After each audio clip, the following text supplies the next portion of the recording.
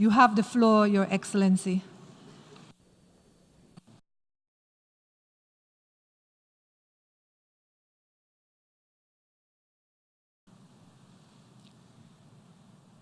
유엔과 회원국들의 헌신으로 세계의 많은 문제들이 해결되고 평화를 위한 노력들이 결실을 맺고 있습니다. 깊은 존경과 감사 인사를 드립니다. 티자니 무하마드 반데 총회 의장의 취임을 축하하며 의장의 탁월한 지도력으로 다자 협력이 확산되는 총회가 되리라 기대합니다. 지속적인 평화라는 유엔의 목표는 한반도의 목표와 같습니다. 평화와 개발의 선순환을 통해 평화를 지속시키고자 하는 안토니우 구테레시 사무총장의 노력에 경의를 표합니다. 의장, 사무총장, 각국 대표 여러분, 인류의 평화와 지속가능 발전 목표를 향한 유엔의 노력은 반드시 달성될 것입니다. 세계는 재난과 긴급구호 활동에 함께하고 평화를 유지하기 위한 행동에 동참하며 서로를 돕고 있습니다. 유엔은 계속해서 국제사회 협력의 중심이 되어야 합니다. 한국은 유엔의 혜택을 많이 받은 나라입니다. 유엔이 설립된 해에 식민 지배에서 해방되었고 유엔과 국제사회의 도움으로 전쟁의 참화를 극복할 수 있었습니다. 이제 한국은 발전한 만큼 책임의식을 갖고 동아시아와 국제사회의 평화와 번영을 위해 협력하고 있습니다. 2017년 11월 유엔이 채택한 올림픽 휴전 결의는 한국에게 또 한 번의 큰 도움이 되었습니다. 그 결의에 따라 2018년 봄에 예정돼 있었던 한미연합훈련이 유예되고 북한 선수단이 평창에 올 수 있는 환경이 조성될 수 있었습니다. 안전을 우려했던 평창 동계올림픽은 평화올림픽으로 전환되었고 남북한 사이에 대화가 재개되는 소중한 계기가 되었습니다. 남북 간의 대화는 미국과 북한 간의 대화로 이어졌습니다. 트럼프 대통령과 김정은 위원장의 결단이 한반도의 상황을 극적으로 변화시킨 동력이 되었습니다. 지금 한반도는 총성 몇 발에 정세가 요동치던 과거와 분명하게 달라졌습니다.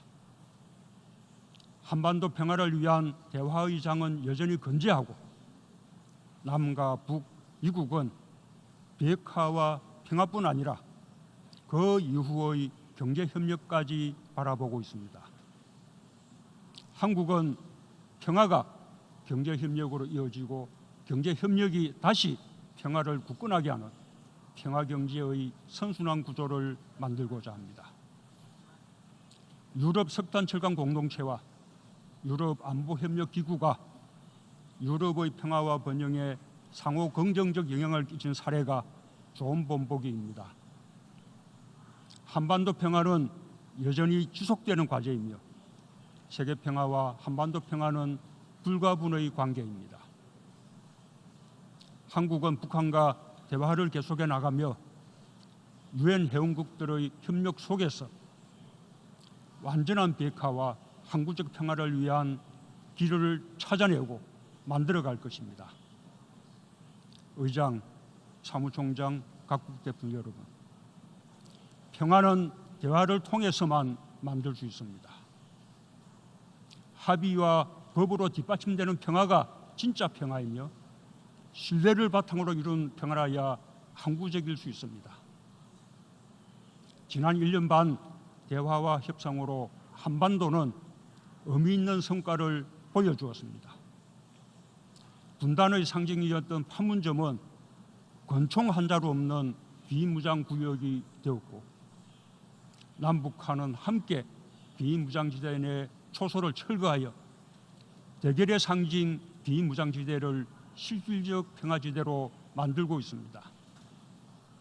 끊임없는 정전협정 위반이 남북 간의 군사적 긴장을 높이고 때로는 전쟁의 위협을 고조시켰지만 지난해 9.19 군사합의 이후에는 단 한 건의 위반 행위도 발생하지 않았습니다. 특별히 알려드리고 싶은 일은 한국 전쟁 당시 남과 북, 유엔군과 중국군의 최대 격전지였던 화살머리 고지에서 지금까지 모두 177구의 유해를 발굴한 것입니다. 한국군의 유해는 물론 미군과 중국군, 프랑스군과 영연방군으로 추정되는 유해까지 발굴되었습니다.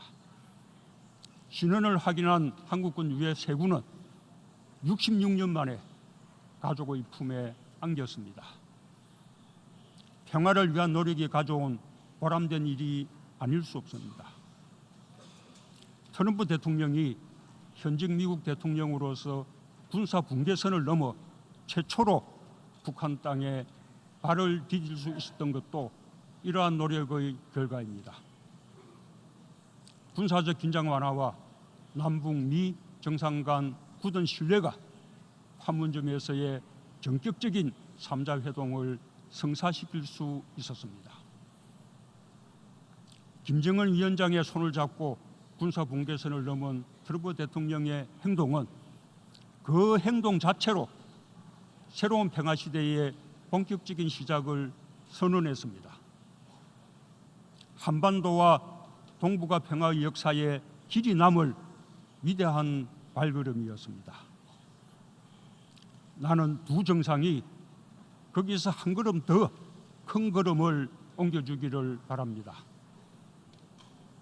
한반도 문제를 풀기 위한 나의 원칙은 변함이 없습니다. 그 원칙은 첫째, 전쟁 불용의 원칙입니다. 한국은 전쟁이 끝나지 않은 정전 상태입니다. 한반도에서 두 번 다시 전쟁의 비극이 있어서는 안 됩니다. 이를 위해 우리는 인류 역사상 가장 긴 정전을 끝내고 완전한 종전을 이루어야 합니다. 둘째, 상호간 안전보장의 원칙입니다. 한국은 북한의 안전을 보장할 것입니다. 북한도 한국의 안전을 보장하길 원합니다. 서로의 안전이 보장될 때 한반도 비핵화와 평화체제를 빠르게 구축할 수 있습니다. 적어도 대화를 진행하는 동안에는 모든 적대 행위를 중단해야 합니다. 국제사회도 한반도의 안보 우려를 해소하기 위해 함께 노력해 주길 희망합니다. 셋째, 공동번영의 원칙입니다. 평화는 단지 분쟁이 없는 것이 아닙니다. 서로 포용성을 강화하고 의존도를 높이고 공동번영을 위해 협력하는 것이 진정한 평화입니다. 남북이 함께하는 평화경제는 한반도 평화를 공고히 하고 동아시아와 세계경제 발전에 이바지할 것입니다. 나는 오늘 유엔의 가치와 전적으로 부합하는 이 세 가지 원칙을 바탕으로 유엔과 모든 회원국들에게 한반도의 허리를 가로지르는 비무장지대를 국제평화지대로 만들자는 제안을 하고자 합니다. 한반도의 비무장지대는 동서로 250km, 남북으로 4km의 거대한 녹색지대입니다.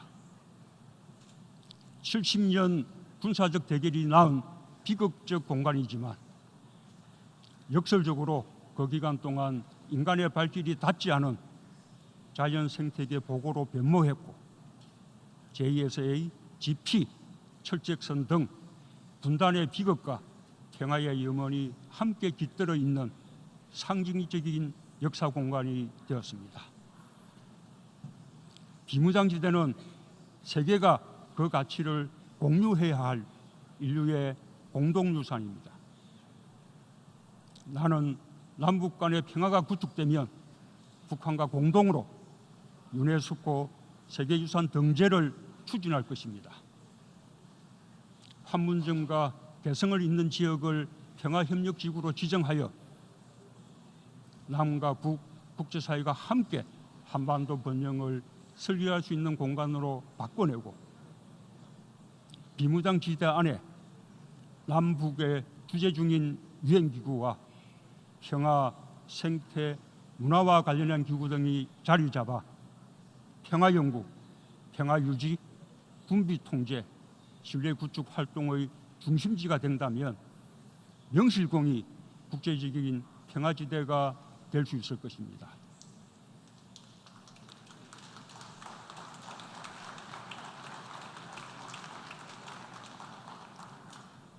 비무장지대에는 약 38만 발의 대인지뢰가 매설되어 있는데 한국군 단독 제거에는 15년이 걸릴 것으로 예상합니다.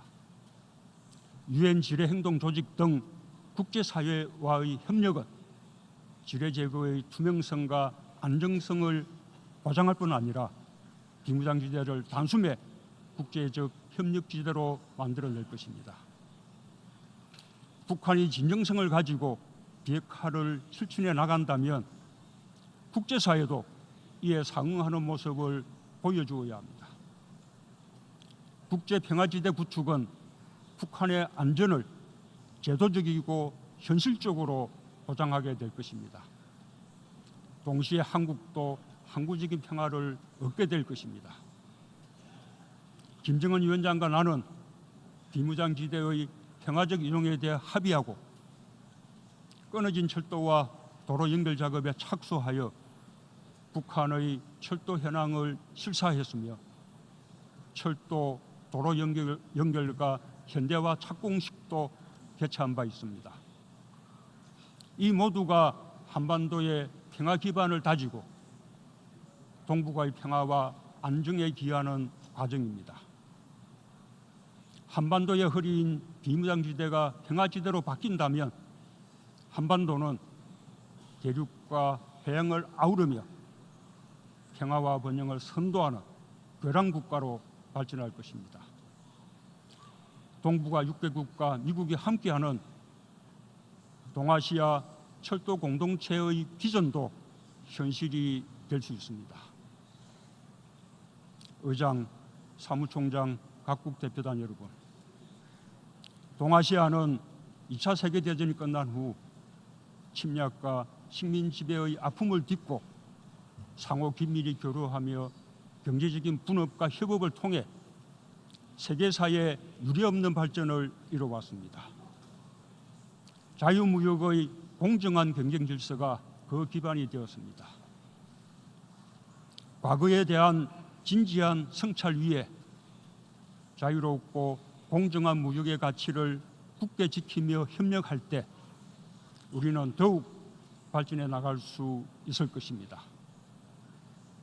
한국은 이웃 국가들을 동반자라 생각하며 함께 협력하여 한반도와 동아시아, 나아가 아시아 전체로 사람 중심 상생 번영의 공동체를 확장하고자 합니다.